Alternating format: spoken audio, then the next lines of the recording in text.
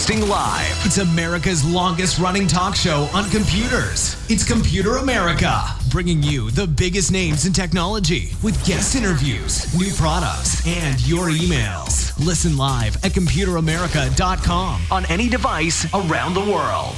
Email the show at live@computeramerica.com or find us on social media.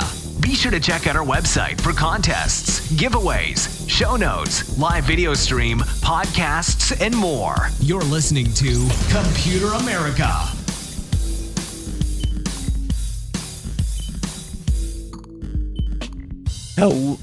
Excuse me. Hello and welcome everyone into the Computer America Show. We are the nation's longest running, nationally syndicated radio talk show on computers and technology turned podcast.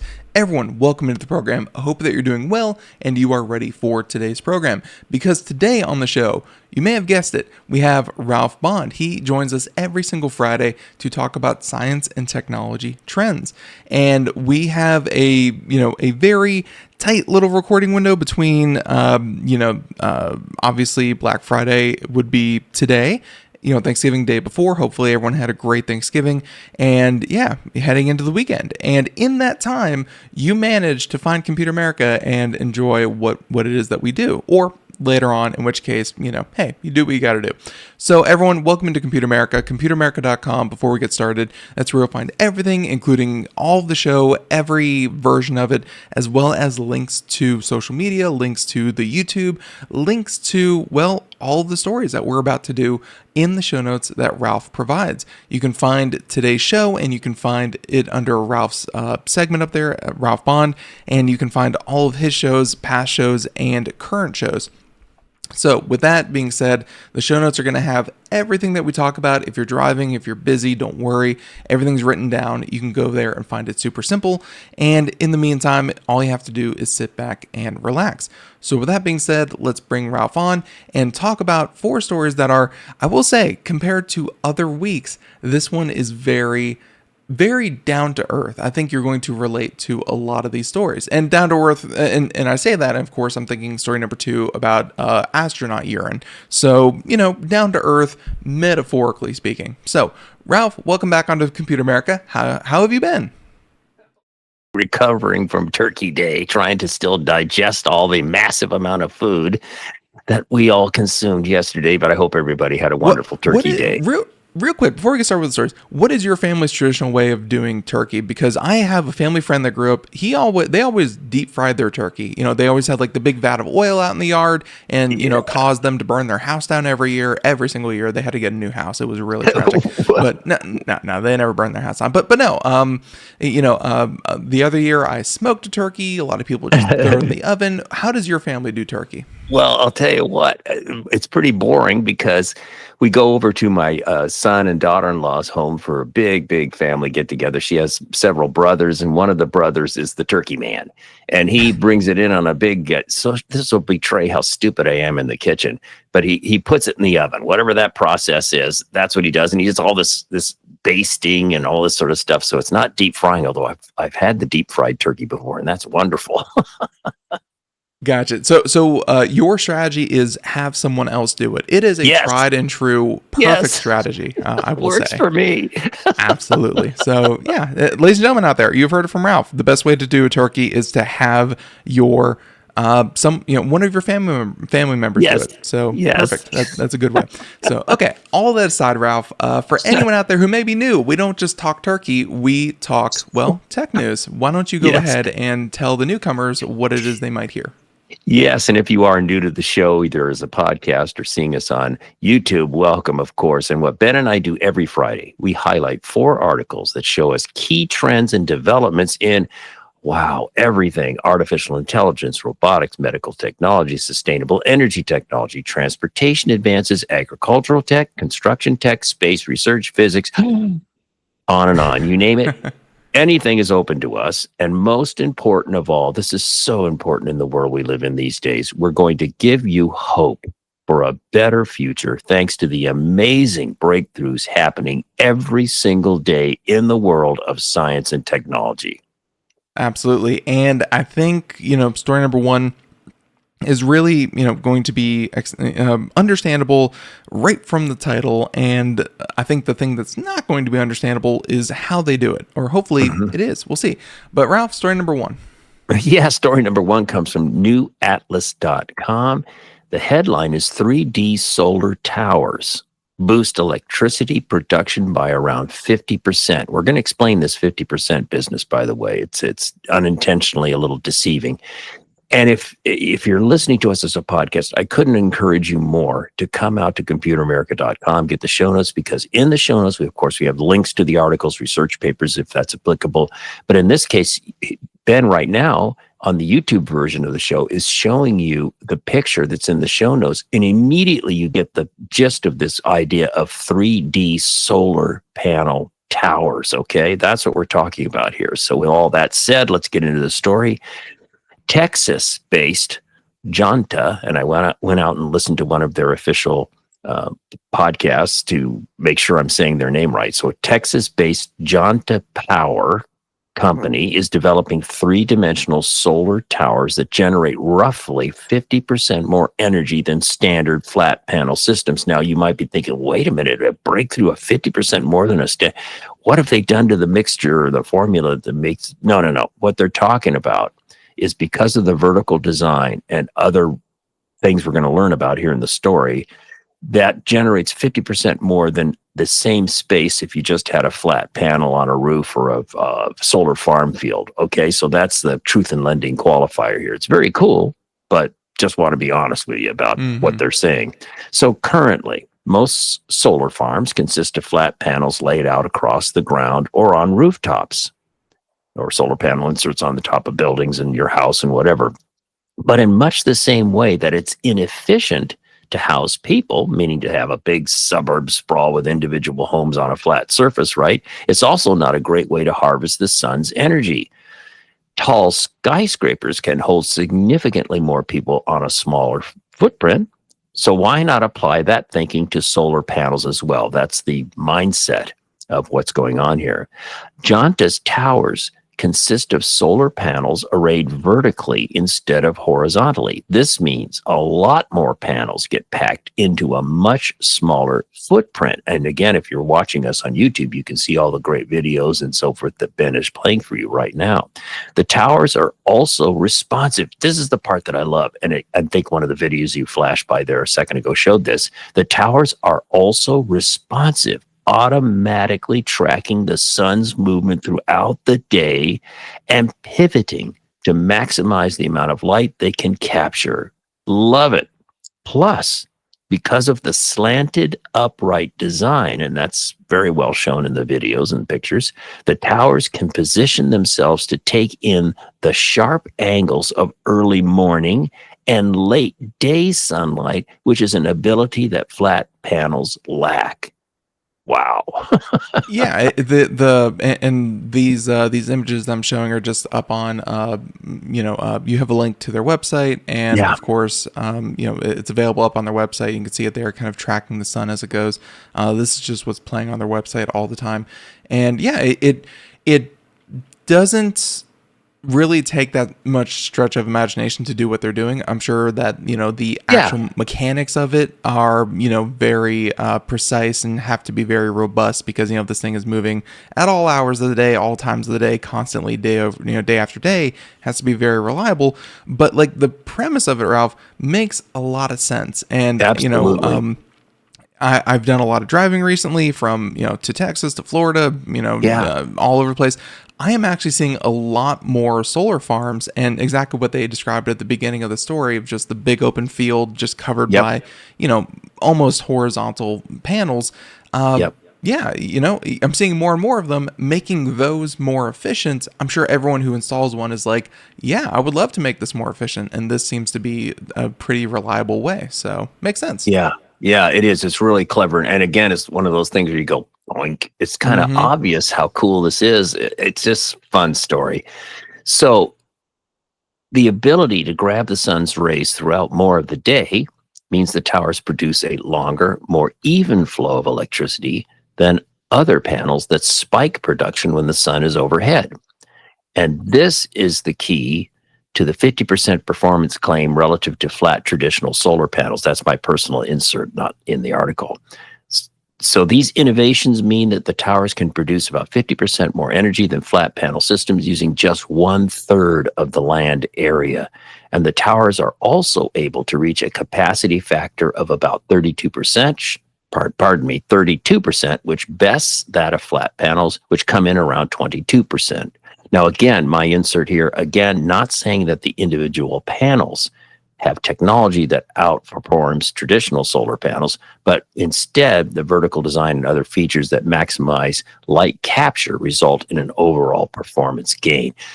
Regardless, how cool is this? There are so many situations. I'll give you an example. I would love to have a version of this on the top of one part of my roof that's facing south, because half of that roof is obscured by shade due to a gigantic tree we have, but the other half is exposed to sunlight. And if I had something like this that could track in a smaller space on my roof, it would be weird looking. Maybe my neighbors wouldn't like it, but I think it would be super, super cool.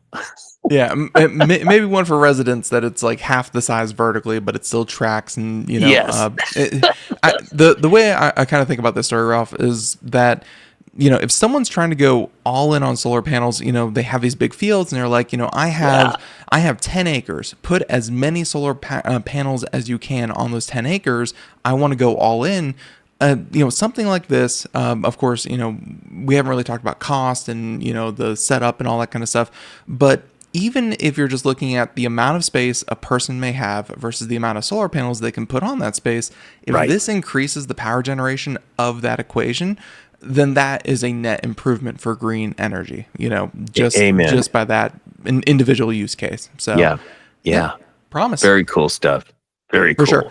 So, and again, you can check out their website. It has more videos and more how-tos and all that good stuff. And they already have this and they showed in the videos, they have this in urban settings with like cities between buildings that would be obscured normally. They have it kind of sticking up between buildings. Yeah, cool stuff. Check it out. Website. Story number 1, story number 2. And this is one where we're going to talk about, I think, Ralph, that space would not be for the germaphobes out there. Everything in space, like everything that you send up in space, as best as you can, has to be reused, recycled. If you're queasy about, your water not coming from a fresh mountain spring, well, in space, you get water from one place, and that's where you've already had water, which means your waste systems are also your drinking systems. Well, what if what was waste could potentially become something useful again, this idea of recycling in space, and story number 2 might be something like that. Yeah, this is really fun. This comes from extremetech.com. So the headline here is, European Space Agency to trial growing protein powder in space using astronaut urine. And the subhead here is kind of funny. It's probably not the tastiest, but it's not really true. You'll find out in the story.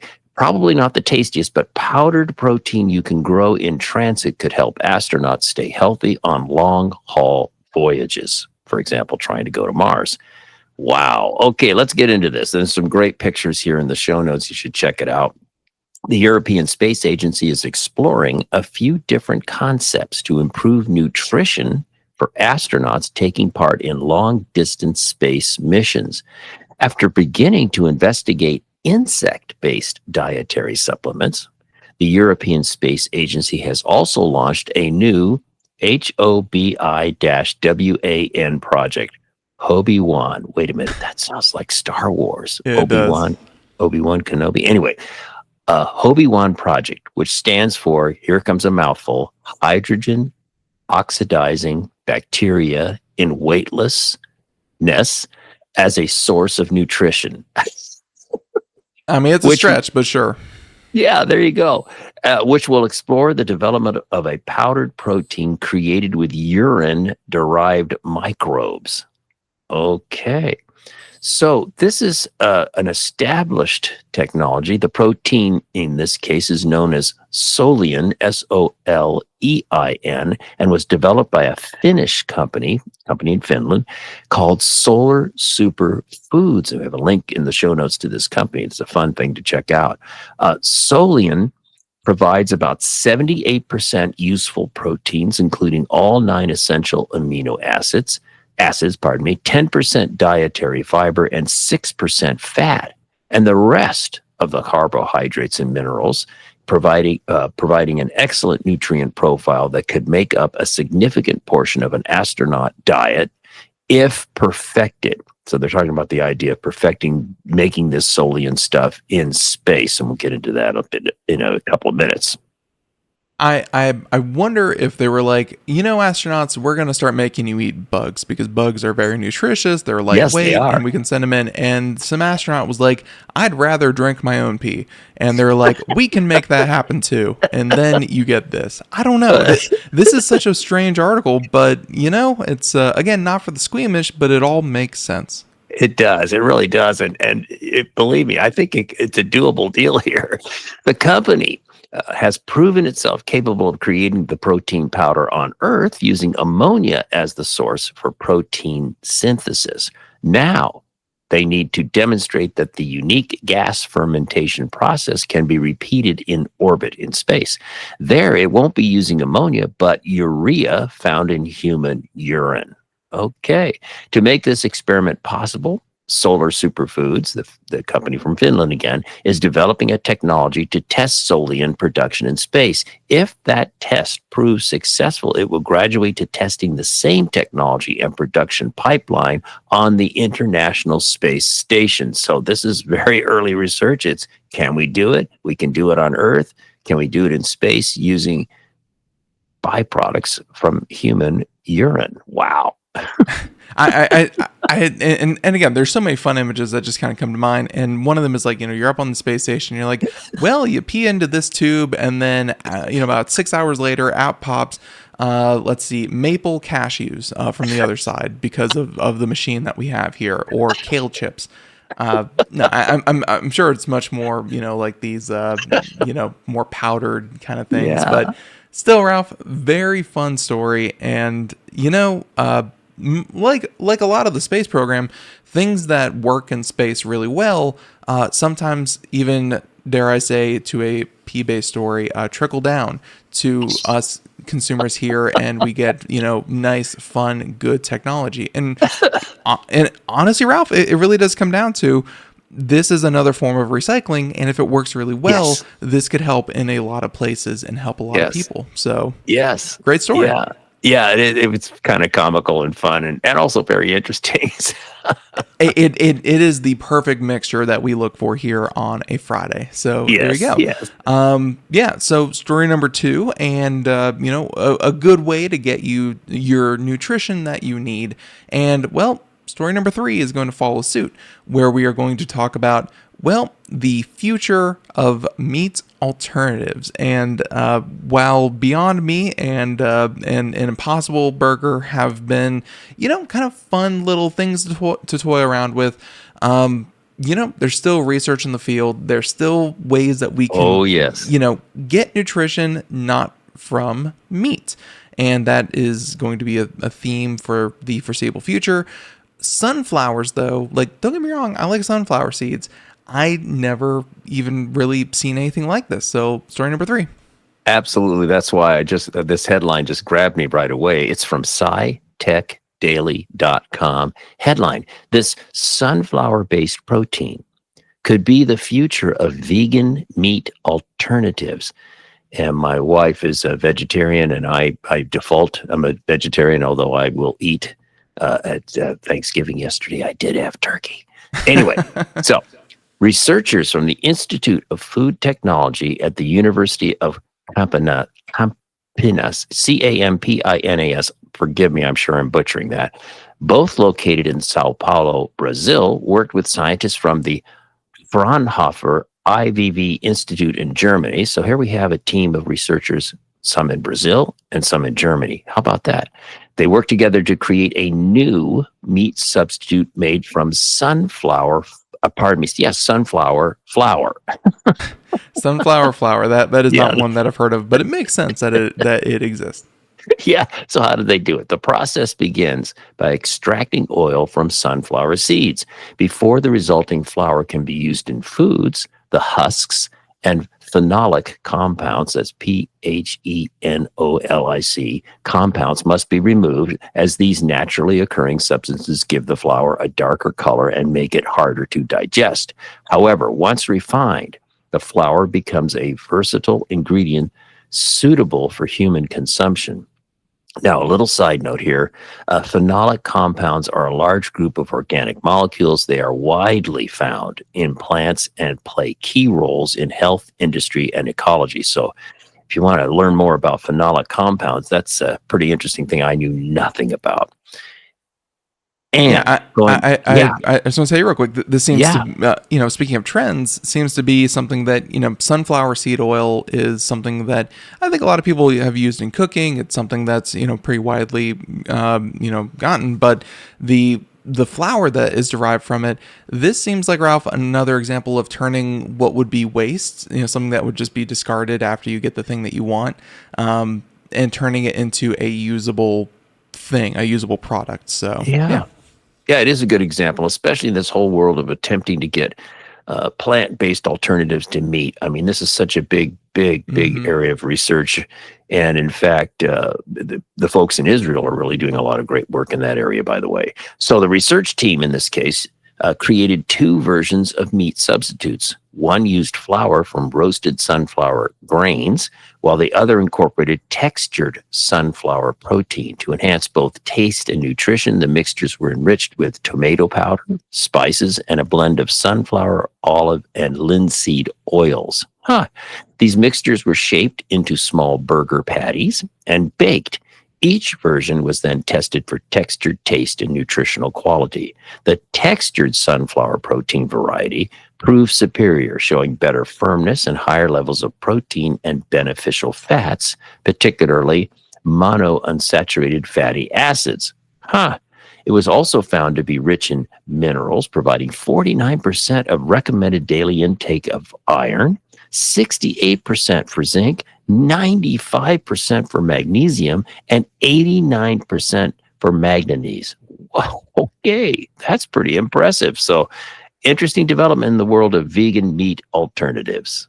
Yeah, very, very nutritionally dense, and I've never really followed, and I hope that I'm not alone out there. It's awesome to hear that you and your wife are a vegetarian. Still eat a lot of meat, but even my wife and I have kind of toyed with the idea of going vegetarian a couple nights a week just to kind of ease up, because alternate. The meat industry is there's so much room for improvement there, and I think that one thing that kind of prevents people from making the leap into this field or, into this nutrition is just that, first of all, the choice, the ease of access, the taste and the quality, like all of that has to be, not to say that it's not already overcome, but it's like, the more options you have out there, Ralph, the more people might be willing to choose this, might be just willing to, hey, let's go ahead and give it a try. And that's going to make a big difference. So, hey, maybe one day you'll see this on stores shelves.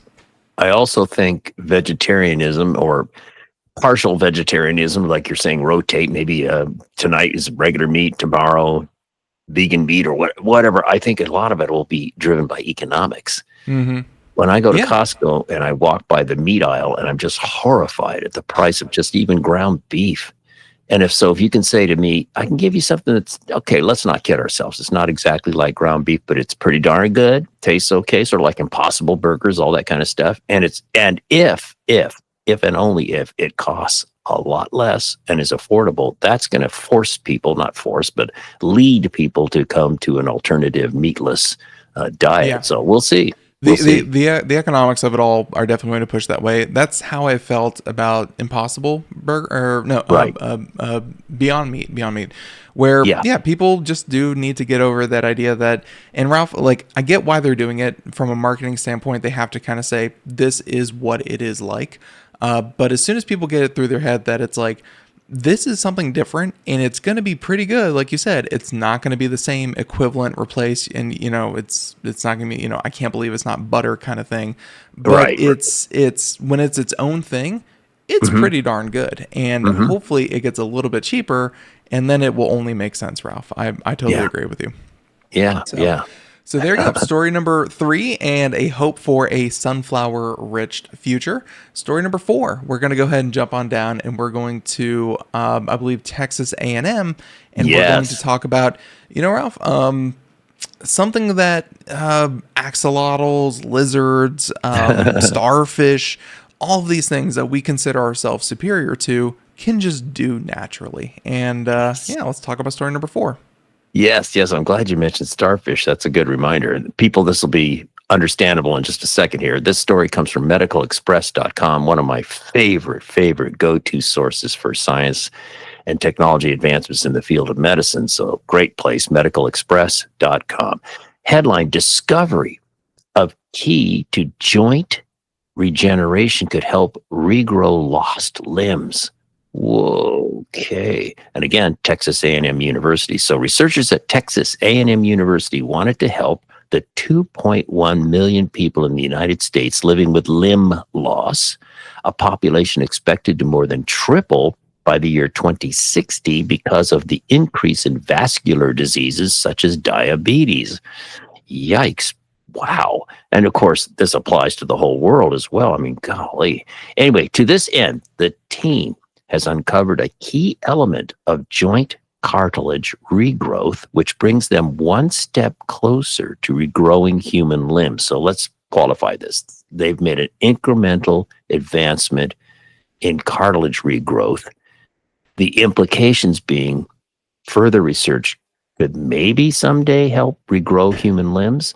This is very early research. Yeah, even if it's not about regrowing limbs, just the fact that they're working on cartilage regrowth, I think anyone who needed a knee or hip replacement would just be, just shouting to the heavens right now, because that is, that cartilage is amazing. We need that stuff.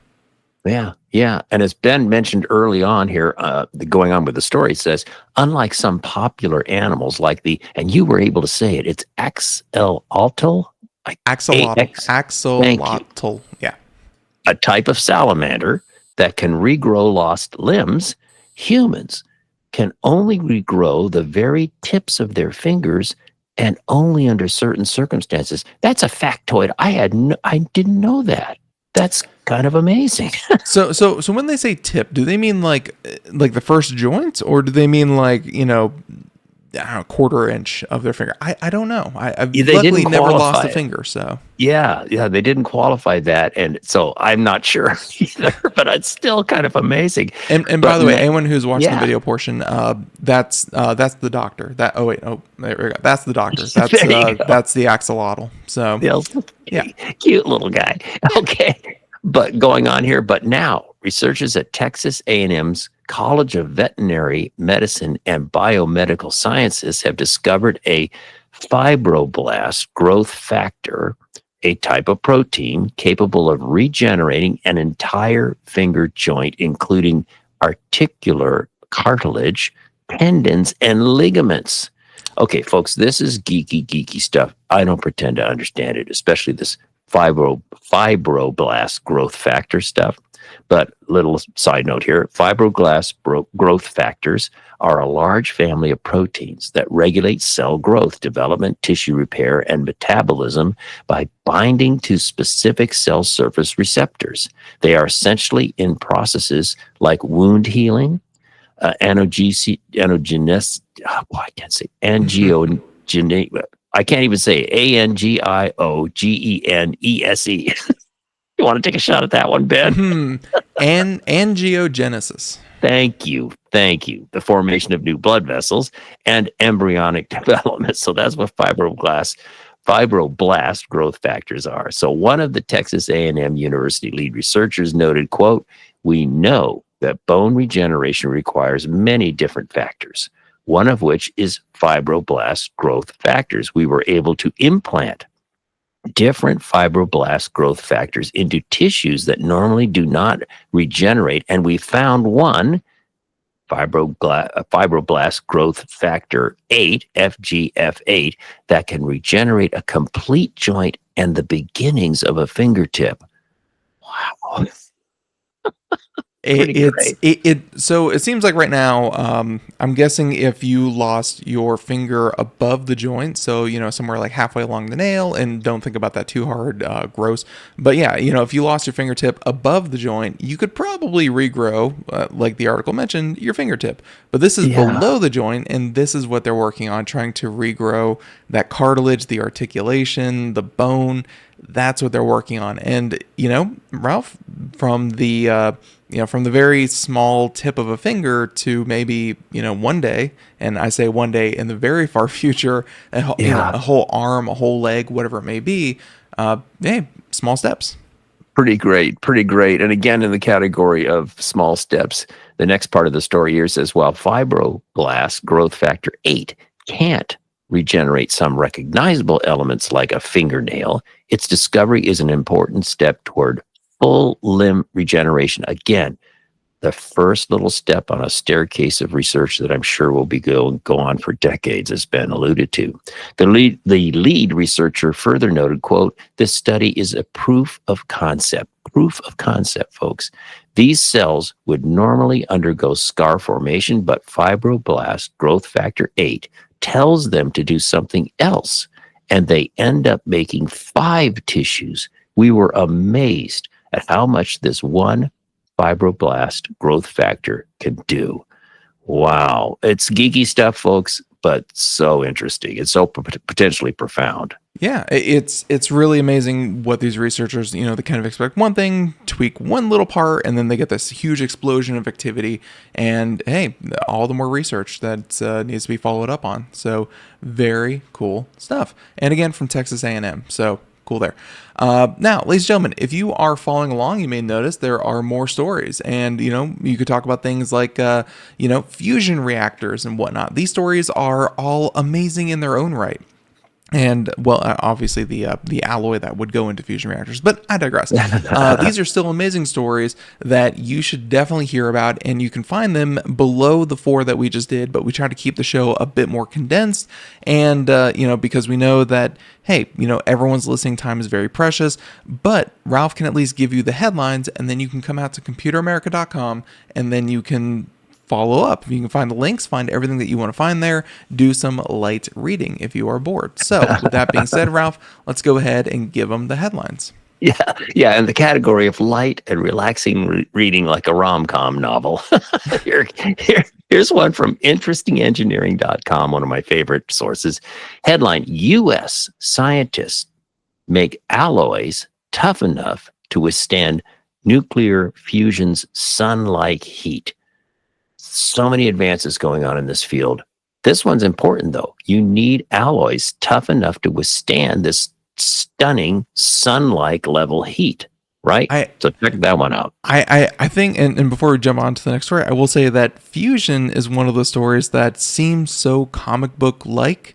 That, this idea of infinite energy by taking the most plentiful thing in the universe, hydrogen, and smashing it together, to make, energy is something that I really do kind of hope that in our lifetimes we do see, kind of come to fruition. So every little breakthrough. Yeah, absolutely. Because we're going to need this to support all the data centers in the world doing AI. One more Google and the Earth's going to break. So we need this. And by the way, this first story about the alloy comes from the University of Miami. So salute to your friends in Florida there for that one. That's cool. The next story comes from Popular Mechanics, posted on MSN. Headline, scientists are literally growing metal. Wow. This one's geeky. Warning, very geeky, but very interesting. The next honorable mention from ScienceDaily.com. Floating device turns raindrops into electricity. How can you resist that headline? It's just like, what? Great story. Check it out. We have the link, of course, and a little bit of information. And our last honorable mention, our last one for today is from simplyflying.com. And it's 12 times the speed of sound, question mark, 12 times the speed of sound, a look at the world's first hypersonic jet powered by hydrogen fuel. So this is all just conceptual and so forth, but pretty interesting. Check this story out if you're interested in aviation and you're interested in hydrogen fuel in that world.